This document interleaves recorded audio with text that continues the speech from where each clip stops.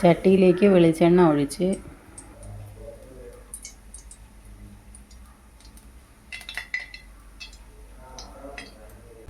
കടുക് വറ്റൽമുളകും ഇട്ടൊന്ന് ചൂടാക്കി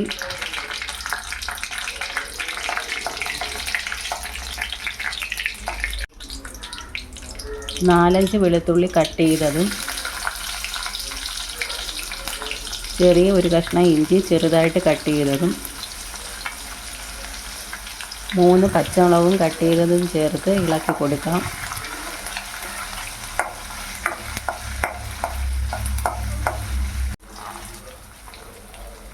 രണ്ട് സവാള കട്ട് ചെയ്തതും കൂടെ ഉപ്പും കൂടി ചേർത്ത് നന്നായിട്ട് വഴറ്റിയെടുക്കാം.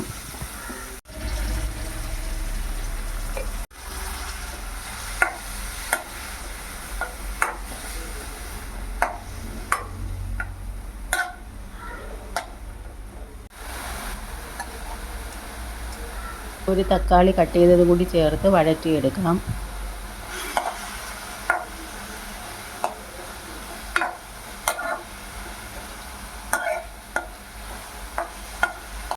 അര സ്പൂൺ മഞ്ഞൾപ്പൊടി, 1 സ്പൂൺ മല്ലിപ്പൊടി, അര സ്പൂൺ ഗരം മസാലയും ചേർത്ത് വഴറ്റിയെടുക്കാം.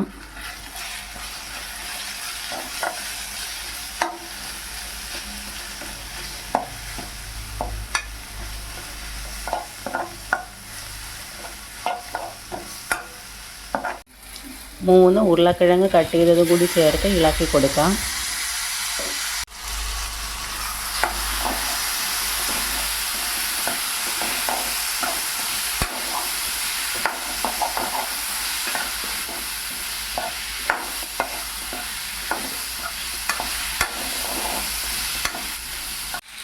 ഒരു ഗ്ലാസ് വെള്ളം ഒഴിച്ച് നന്നായിട്ട് ഇളക്കി കൊടുക്കാം.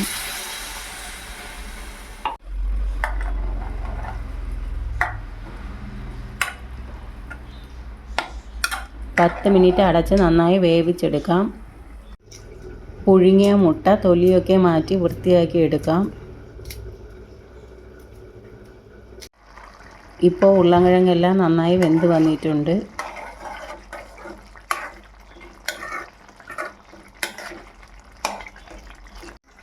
അര കപ്പ് തേങ്ങാപ്പാൽ കൂടി ചേർത്ത് ഇളക്കി കൊടുക്കാം.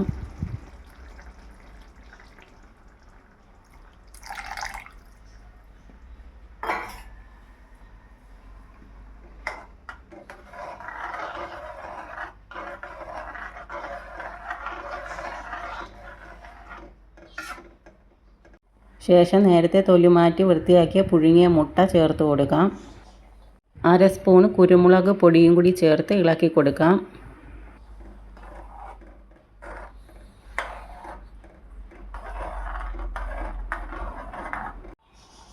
കുറച്ച് കറിവേപ്പിലയും കൂടി ഇട്ട് ഇളക്കി കൊടുക്കാം.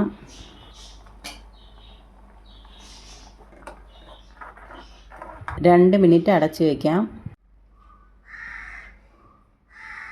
അടിപൊളി രുചിയിൽ തേങ്ങാപ്പാലിൽ കുറുക്കിയ ഉരുളക്കിഴങ്ങ് മുട്ടക്കറി റെഡി.